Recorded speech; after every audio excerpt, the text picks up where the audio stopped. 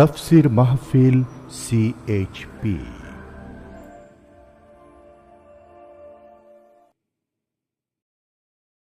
তাকে কিভাবে ডাকবো, তার কাছে কিভাবে দোয়া করব, কেমনে চাইবো, প্রত্যেকটি বিষয় তিনি কোরআনে কারীমের মাধ্যমে এবং নবী করিম সাল্লাল্লাহু আলাইহি ওয়াসাল্লামের মাধ্যমে আমাদেরকে পরিজ্ঞাত করেছেন, আমাদেরকে জানিয়ে দিয়েছেন। আলহামদুলিল্লাহ, একটি জিনিসও বাদ নাই যে আমাদেরকে তিনি বলে দেননি, সব বলে দিয়েছেন।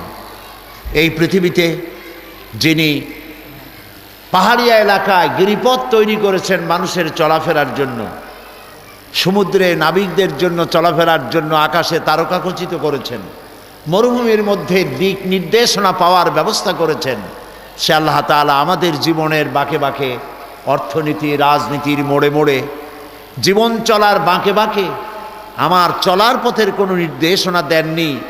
এই কথা চিন্তা করাও একটি বোকামি ছাড়া আর কিছুই না। তিনি সৃষ্টি করেছেন, পথ বলে দিয়েছেন, সেই পথের দিশা দিয়েছেন যে কিতাবের মধ্যে, সেই কিতাবের নাম কোরআন শরীফ। বলেন কিতাবের নাম কি? কোরআন শরীফ। খুব সাদামাটা কথায় আমার ব্যক্তিগত আমার অত্যন্ত স্নেহাস্পদ জনাব ডাক্তার সৈয়দ আব্দুল্লাহ মোহাম্মদ তাহের, তার আব্বা বড় অলিউল্লাহ মানুষ ছিলেন, বড় আলেম ছিলেন, দুনিয়া থেকে বিদায় হয়ে গিয়েছেন। আল্লাহ তাকে জান্নাতুল ফেরদাউসের মেহমান বানিয়ে নিন। তিনি বিশাল একটি ছাত্র সংগঠনের নেতৃত্ব দিয়েছেন সারা দেশব্যাপী। তিনি যুদ্ধের ময়দানের জেনারেল। আজকে পার্লামেন্টে তিনি তার যোগ্য ভূমিকা রাখছেন। আমি আস্তে আস্তে শুনতেছিলাম এবং এখানে এসেও শুনলাম সেই কথাটি তিনি রিপিট করেছেন। সব জিনিসের একটি চলার পথ নির্দিষ্ট আছে। এ মানব গোষ্ঠীকে কোন পথে চলবে সেই পথ আল্লাহ দেননি, এই কথা বলা বেকুবি ছাড়া আর কিছুই নয়। আল্লাহ তাআলা পথ বলে দিয়েছেন, সে পথের নাম ইসলাম। পথের নাম কি? আর সেই ইসলামকে বোঝার জন্য আল্লাহ দিয়েছেন কোরআন শরীফ, আর দিয়েছেন যোগ্য নেতা, যাকে অনুসরণ করে চলা যায়। ওই রকম নেতা আল্লাহর আকাশের নিচে জমিনের উপরে নিষ্কলুষ, নিখুঁত, সলিড, এরকম নেতা পৃথিবীতে আর আসে নাই। তিনি বিশ্বনবী মুহাম্মদুর রাসূলুল্লাহ সাল্লাল্লাহু আলাইহি ওয়াসাল্লাম। ফাআইনা তাযহাবুন, তারে ফালাই রাখা যাও কই? কোথায় দৌড়াও? কোন নেতার পিছনে দৌড়াও? তিনি হচ্ছেন আসল নেতা, যিনি কোরআন দিয়ে নিজেকে সাজাইছেন। সুবহানাল্লাহ। হযরতে আয়েশা, তিনি আমাদের কি বলেন? গোটা বিশ্বের, সমগ্র বিশ্বের মোমেন মোমেনাত যারা কিয়ামত পর্যন্ত, সমস্ত মোমেন মোমেনাতদের মা, উম্মুল মুমিনিন হযরতে আয়েশা সিদ্দিকা রাদিয়াল্লাহু তাআলা আনহা, যার শানে কোরআনের আয়াত নাজিল হয়েছে। সুবহানাল্লাহ। তার কাছে প্রশ্ন করা হয়েছে, মা, রাসূলুল্লাহর চরিত্র সম্পর্কে কিছু বলুন। হযরত আয়েশা বললেন, তোমরা কি কোরআন পড়ো নাই? তারা বললেন, কোরআন তো পড়েছি। হযরত আয়েশা বলেন, কোরআন যদি পড়ে থাকো তাহলে রাসূলুল্লাহর চরিত্র জানার জন্য আমার কাছে কেন প্রশ্ন তুলেছ? কোরআনে কারিমে তোমরা যা পড়েছো তার বাস্তব নমুনা যদি দেখতে চাও তাহলে আল্লাহ নবীর দিকে তাকায়া দেখো। রাসূলুল্লাহ ছিলেন কোরআনের মুজাসসাম নমুনা। তিনি জীবন্ত কোরআন ছিলেন, চলমান কোরআন ছিলেন। আমরা তো কোরআন বুঝি না, বুঝতেও চেষ্টা করি না, বাড়িতে রাখি, চুমা খাই, মাথায় লাগাই, বুকে লাগাই, কোরআনের বোঝার জন্য চেষ্টাও করি না। সাহাবায়ে কেরামের মধ্য থেকে কোন কোন সাহাবীর সূরায়ে বাকারার মতো একটি সূরা শেষ করতে সময় লেগেছিল, কারো কারো 3 বছর 5 বছর এরকম সময় লেগেছে একটা সূরা পড়তে। এই কারণে সময় লেগেছে, কারণ তারা ওইভাবে প্রতিযোগিতামূলক খতম করতেন না যেভাবে আমরা খতম করি। আমাদের লোকেরা রমজান মাসে ঈদের পরে এক জায়গায় বসে গল্প করে, ভাই আমার পুত্রবধূ 6 খতম কোরআন শরীফ পড়ছে, আমার বউ 7 খতম, আমার মেয়ে 15 খতম, আর আমি নিজেও খতম। এরকম কোরআন শরীফ প্রতিযোগিতা করে খতম করার জন্য তো কোরআন আসে নাই ভাই, কি বলেন? এই জন্য আসছে কোরআন শরীফ। সাহাবায়ে কেরামদের তো 3 বছর 4 বছর লাগলো সূরায়ে বাকারা পড়তে। কারণ হচ্ছে তারা একটি আয়াত তেলাওয়াত করেছেন, অর্থ এবং ব্যাখ্যা বুঝেছেন, বাস্তব জীবনে তা আমল করেছেন, তারপরে আবার আরেকটি আয়াত পড়েছেন, বুঝেছেন, আমল করেছেন, তারপরে আরেকটি আয়াত পড়েছেন। এরকম করে সাহাবায়ে কেরাম কোরআন পড়তেন, বুঝতেন, বাস্তব জীবনে তা আমল করতেন। সেজন্যই রাস্তা দিয়া যখন সাহাবায়ে কেরাম হেঁটে যেতেন, দর্শকরা মনে করত যেন জীবন্ত কোরআন শরীফ হেঁটে যেতেছে,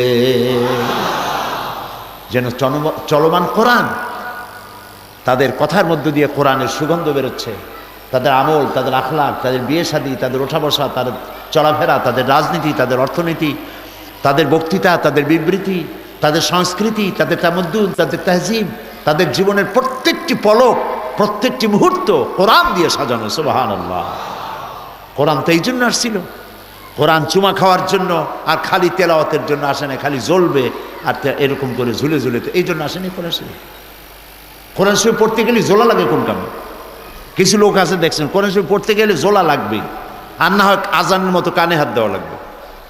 এটা দরকারটা কি? ধীরে সুস্থে পড়েন, আদবের সাথে পড়েন, এই সামনে সামনে এরকম এরকম করে জোলার দরকার কি? কোরআন শরীফ আদব সহকারে পড়ুন, বুঝতে চেষ্টা করুন, বোঝার নিয়ত করে পড়ুন। আজকে আমি কোরআনের ফজিলত আলোচনা করব না, আজকে আমি আলোচনা করতে চাই, যদি আল্লাহ তৌফিক দেন, যে এই কোরআন যদি ফলো করি, হাদিস যদি ফলো করি, আল্লাহ এবং রসুলের নির্দেশ যদি মানি, তাহলে আল্লাহ তাআলা আমাদের জন্য 8খানা বেহেশত সাজায় রাখছেন। কয়খান বেহেশত বলেন সবাই? 8খানা বেহেশত সাজায় রাখছেন। সেই বেহেশতের দরজাগুলি আল্লাহ খুলে দেবেন যদি আমরা আমল করে চলতে পারি। কি আমল করলে, কি কাজ করলে, কি গুণাবলী অর্জন করলে সেই 8টা বেহেশত আমরা লাভ করতে পারি, সেই কথাগুলি আজকে আলোচনা করতে চাই। কেমন হবে বলেন? আলহামদুলিল্লাহ বলি। আল্লাহর কাছে তৌফিক চাই। সুবহানাকা লা ইলমা লানা ইল্লা মা আল্লামতানা। আসলে আমার তো বলার মতো কোনো জ্ঞান নাই। লোকেরা মুফাসসিরে কোরআন বলে, কিন্তু আমি তো জানি আমি কি। আমি নিজেকে কোরআন শরীফের, কোরআন মজিদের তাফসিরের একজন ছাত্র ছাড়া আর কিছুই মনে করি না। আল্লাহ তাআলা দয়া করে যেটুকুন শিখাইছেন তার কাছে বিনীতভাবে সাহায্য চাই। ওমা তৌফিকি ইল্লা বিল্লাহ। তিনি যদি কিছু বলার তৌফিক দেন তাহলেই বলতে পারবো। প্রিয় ভাই সব, সূরা তওবা, সূরা তওবা 111 এবং 112 নম্বর আয়াত আমি তেলাওয়াত করবো ইনশাআল্লাহ। এবং এর থেকে জান্নাতে যাওয়ার একটা রাস্তা, আল্লাহ যে রাস্তা দেখায় দিয়েছেন, সেই রাস্তাটা আপনাদের সামনে ব্যাখ্যা সহকারে তুলে ধরার আশা করি। খুব মনোযোগ সহকারে আমরা শুনতে চেষ্টা করি। আল্লাহ যেন তৌফিক দেন, বলে আমি। আগে শয়তান বিদায় করি। আগে কি বিদায় করতে হবে? শয়তান। কারণ শয়তান কিছুতেই চায় না যে আপনারা বসে বসে আল্লাহ তাআলার কালাম শুনুন। এটা কি শয়তান চাইবে? শয়তানের আজকের খুব বড় জ্বালার দিন, খুব কষ্টের দিন। এত মানুষ এক জায়গায় হইল কেন? নবী করিম সাল্লাল্লাহু আলাইহি ওয়াসাল্লাম বলেছেন, আরাফাতের দিন, ইয়াউমে আরাফা, 9 জিলহজ তারিখে শয়তানরে আমি এত খারাপ সুরতে দেখছি, এত খারাপ সুরতে কখনো দেখি নাই। শয়তান তো এমনি শয়তানের মতো আরো বৎসরাত হয়ে যায় আরাফাতের ময়দানে। কেন? এই জন্য যে আল্লাহ তাআলা এই যে লক্ষ লক্ষ মানুষ সবাইকে মাফ করে দেবে, তাহলে এই শয়তান হয়ে লাভটা হইল কি? এইটা হলো তার মনের কষ্ট। প্রিয় ভাই সব, শয়তানের ওয়াসওয়াসা থেকে আমাদেরকে কেউ পানাহা দিতে পারবেন না। কে পারবেন?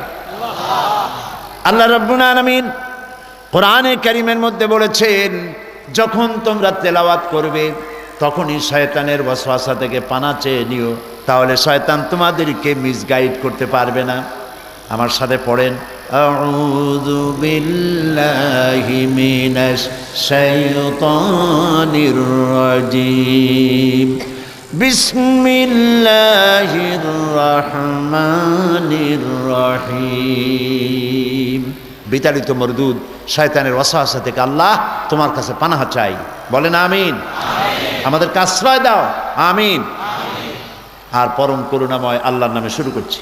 আল্লাহু ইশতারা মিনাল মুমিনিনা আনফুসাহুম ওয়া আমওয়ালাহুম বিআন্না লাহুমুল জান্নাহ ইউকাতিলুনা ফি সাবিলিল্লাহি ফায়াকতুলুনা ওয়া ইউকতালুন ওয়া'দান আলাইহি হাক্কান ফিত التوراة والإنجيل والقرآن ومن أوفى بعهده من الله فاستبشروا ببيعكم الذي بايعتم به وذلك هو الفوز العظيم صدق الله العظيم।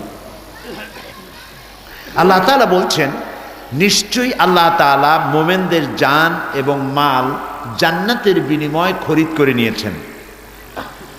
তারা মারে, তারা আল্লাহর রাস্তায় মারে এবং মরে। ওয়াদান হক ওয়াদান আলাইহি হাক্কান ফিত তাওরাতি ওয়াল ইনজিল ওয়াল কোরআন। আল্লাহ তাআলা মোমেনদের জান মাল এর বিনিময়ে তাদেরকে যে জান্নাত দিবেন, এই ওয়াদা আল্লাহ তাআলা ইতিপূর্বে তাওরাতে করেছেন, ইনজিলে করেছেন, কোরআনেও করলেন। ওয়ামান আউফা বিআহদি মিনাল্লাহ, আর আল্লাহর চাইতে ওয়াদা পূরণকারী কে হতে পারে? ফাস্তাবশিরু বিবাইকুমুল্লাযী বায়াতুম বিহ, সুতরাং আল্লাহর সাথে যে কেনা বেচার চুক্তিটা করতে পারছো এই জন্য আনন্দ করো। ওয়া যালিকা হুয়াল ফাউজুল আযীম, আর এটাই হচ্ছে বড় রকমের সাফল্য। সুবহানাল্লাহ। এটি হচ্ছে আয়াতের শাব্দিক তরজমা। এবার একটু শানে নজুল শুনে নিলে সুবিধা হবে। তাবুকের যুদ্ধের প্রস্তুতি চলছে। নবী করিম সাল্লাল্লাহু আলাইহি ওয়াসাল্লাম তাবুকের যুদ্ধের প্রস্তুতি গ্রহণ করলেন। কিছু সংখ্যক সাহাবীরা তারা গরমের বলল যে এবার খুব গরম পড়েছে, ফসল পেকেছে, ছেলে মেয়ে বিয়ে দিতে হবে, নানান ধরনের তারা অজুহাত খাড়া করলো। অর্থাৎ তারা আল্লাহর প্রতি ঈমান এনেছে, আল্লাহর উপরে ঈমান এনেছে, এই কথাই তো যথেষ্ট নয়। জান মাল আল্লাহর রাস্তায় বিলীন করে দিতে হবে। কিন্তু যখন পরীক্ষা আসলো, পরীক্ষায় তারা গাফলাতির কারণে, শয়তানের ওয়াসওয়াসার কারণে কিছু সংখ্যক লোক পরীক্ষায় তারা ফেল করলেন, তারা যেতে পারলেন না। অর্থাৎ বেচা কেনার শর্তকে তারা পূরণ করতে পারলেন না। তো তারা যাবেন না, যেতে পারবেন না, এই যে অজুহাত খাড়া করলো, এই অজুহাতের ভিত্তিতে আল্লাহ রাব্বুল আলামিন এই আয়াত নাজিল করলেন। সূরা তাওবার শানে নজুল এর ধারা যেভাবে বর্ণনা আল্লাহ করেছেন, সেই পর্যায়ক্রমে এই আয়াত পর্যন্ত এসেছে। আল্লাহ মোমেনদের পরিচয় এখানে দিলেন যে মোমেন আসলে কারা। তোমরা যারা বাড়িতে বসে থাকলে তোমরা, না যারা জান মাল নিয়ে জেহাদে ঝাঁপায়ে পড়েছে তারা, এখানে আল্লাহ তাদের পরিচয় দিচ্ছেন। আল্লাহ তাআলা বলছেন, ইন্নাল্লাহা আশতারা মিনাল মুমিনিনা আনফুসাহুম ওয়া আমওয়ালাহুম বিআন্না লাহুমুল জান্নাহ। নিশ্চয়ই আল্লাহ তাআলা মুমিনের জান এবং মাল খরিদ করে নিয়েছেন, বিনিময় দিয়েছেন কি বলেন সবাই? আচ্ছা, একটা প্রশ্নের জবাব তো দেন। আল্লাহ বলতেছেন আমি মুমিনদের জান মাল কিনে নিয়েছি। জান মাল কার? আমার জান আমার মাল, আপনার জান আপনার মাল কার? তো আমার জিনিস আমি কিনি কেমনে? এটা তো আল্লাহর জিনিস, আল্লাহ আবার কিনলেন কেমনে? এর অর্থটা কি? এর অর্থটা হচ্ছে জান মাল আল্লাহ তাআলা আমার কাছে আমানত রেখেছেন কিছুদিনের জন্য, ফর দ্য টাইম বিং, কিছুটা সময়ের জন্য আমার কাছে আমানত রেখেছেন। এটার মূল মালিক হচ্ছেন আল্লাহ। এর মূল মালিক কে? এই যে জমিনের উপর বসা আছেন, এই জমিনটা কারো না কারো সেখান থেকে ওয়াকফ স্টেটের কাছে আসছে। যে বাড়িতে আপনি বাস করেন সেই বাড়িটা আপনার নামে, কিন্তু গভর্নমেন্ট যদি ইচ্ছে করে তাহলে আপনার বাড়ির উপর দিয়ে রাস্তা চালায় দেবে, আপনাকে কিছু কম্পেনসেশন দিয়ে দেবে, কিছু ক্ষতিপূরণ দিয়ে দেবে। তাহলে আপনি মালিক, এরপরে গভর্নমেন্ট মালিক, আর সব কিছুর মালিক হচ্ছেন, এই মালিকানা ভোগ করবেন কিছু সময়ের জন্য আমানত, কিন্তু মূল মালিক আল্লাহ। মূল মালিক কে? কোরআনে কারিমে আল্লাহ রাব্বুল আলামিন বলেন, লিল্লাহি মা ফিস সামাওয়াতি ওয়া মা ফিল আরদ, আকাশ এবং জমিনে যা কিছু আছে এর একচ্ছত্র মালিকানা আল্লাহ রাব্বুল আলামিনের। সবটার মালিক আল্লাহ তাআলা। তো তিনি কিনলেন কি? আমার জান আমার মাল, এটা সবটাই আল্লাহর। আল্লাহ কিনে নিলেন কি?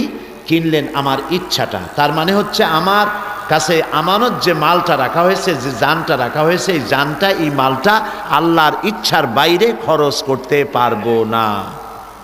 কথা কি বুঝে আসছে? কথা বুঝে আসছে? খরচ করতে হলে আল্লাহর রাস্তায় খরচ করতে হবে। যারা এই জানমাল বিক্রি, আল্লাহ আমাদেরকে জানমাল কিনে নিয়েছেন, বিনিময় জান্নাত দিয়েছেন, এটা একটা এগ্রিমেন্ট হয়ে গেছে, একটা চুক্তি হয়েছে। কার সাথে বলুন? সেই চুক্তিটা হয়েছে কিসের সূত্র দিয়ে? কালেমার সূত্র দিয়ে। যখনই আমরা পড়েছি লা ইলাহা ইল্লাল্লাহু মুহাম্মাদুর রাসূলুল্লাহ, এই কলেমার সূত্র দিয়ে আমার জান মাল সবটা আল্লাহর কাছে বিক্রি হয়ে গেছে। এখন আমি ইচ্ছা করলেই আমার টাকা, আমার পয়সা যারে তারে চান্দা দিতে বলেন পারি না। আমার জীবনটা যেখানে সেখানে খরচ করতে পারি না। যেমন ধরেন, আমাদের কোনো লোক যদি মারা যায়, কোনো মুসলমান যদি মারা যায়, কবরের সময়, কবরে রাখার সময় কি বলা হয়? বিসমিল্লাহে ওয়ালা মিল্লাতে রাসূলিল্লাহ। মানে কি? মানে হলো আল্লাহর নামে রসুলের দলে উঠাই দিয়ে গেলাম। সোজা কথায় বলতে পারেন যে আল্লাহর নামে রসুলের গাড়িতে উঠাই দিয়ে গেলাম, রসুলের দলে উঠাই দিলাম।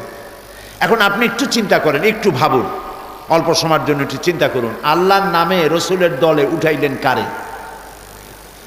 এই লোকটি যখন যুবক ছিল, সে যখন কলেজে বিশ্ববিদ্যালয়ে পড়াশোনা করত, ছাত্র জীবনে দেওয়ালে দেওয়ালে যা কিছু সে লিখেছে আল্লাহর কাজে লাগে নাই। সে যে হরতাল করেছে, মিছিল করেছে, বক্তৃতা বিবৃতি দিয়েছে, আল্লাহর কাজে লাগে নাই। তারপরে যখন ছাত্র জীবন চলে গেল, কবি হলো, সাহিত্যিক হলো, তার একটি কবিতা, তার সাহিত্যের একটি লাইন আল্লাহর কাজে, রসুলের কাজে লাগে নাই।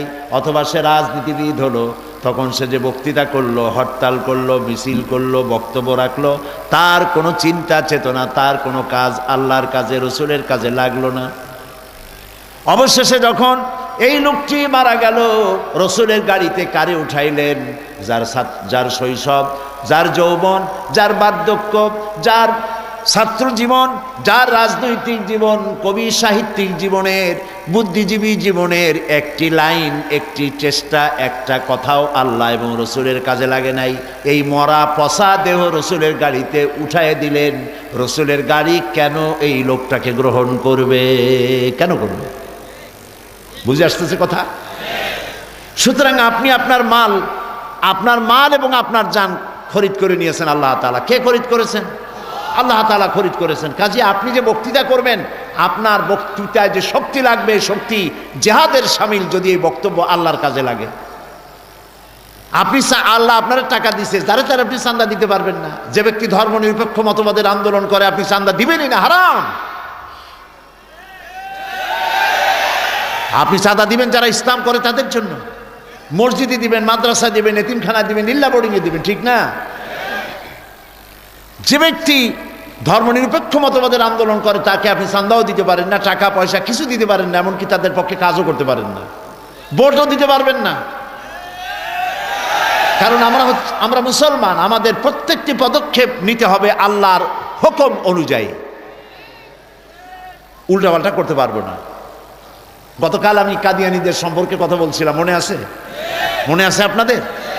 কাদিয়ানীরা যে কাফের, এই ব্যাপারে কি কোনো আলেমের দ্বিমত আছে? যদি সাহস থাকে একজন আলেম দাঁড়াক পৃথিবীর কোন এক প্রান্ত থেকে যে কাদিয়ানীরা মুসলমান, দাঁড়াক তো দেখি কোন আলেম দাঁড়ায়। ইসলাম বোঝে কারা? আলেমরা না ধর্মনিরপেক্ষবাদের নেতা নেত্রীরা? কারা বোঝে বলেন? কাদিয়ানীরা যে অমুসলিম, এতে তো কোনো সন্দেহ নাই, এরা কাফের। কাদিয়ানীরা কি? আর কাফের হওয়ার কারণে বিগত 100 বছরের ভেতরে কোনো কাদিয়ানী মক্কা শরীফ যাইতে পারে নাই, তারা হজ করতে পারে না। সৌদি গভর্নমেন্ট তাদেরকে হারাম শরীফে প্রবেশ করা হারাম করে দিয়েছে, কিয়ামত পর্যন্ত তারা মক্কা শরীফে যেতে পারবে না। গোলাম মোহাম্মদ কাদিয়ানীকে যতদিন পর্যন্ত তারা নবী বলে মানবে, মক্কা শরীফে প্রবেশ নিষেধ। কারণ লেখাই আছে, আপনারা যখন হজে যারা যাবেন বা বিভিন্ন জায়গায় যখন আপনারা পাসপোর্ট ইত্যাদি করেন, লেখা আছে ধর্ম। ওটা কি? রিলিজিয়ানটা কি?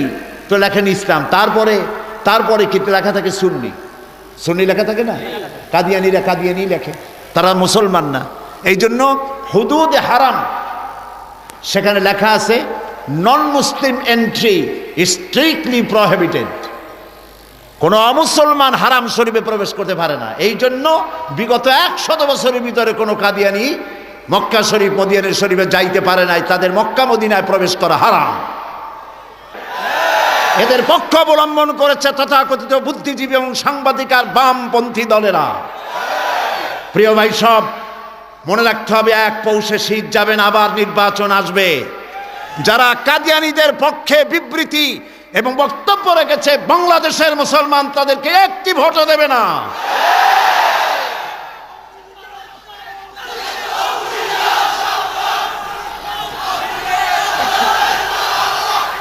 প্রিয় ভাই, সব সমস্ত শিরক এবং বিদআত আর কুফরির পথে তারা কাজ করে।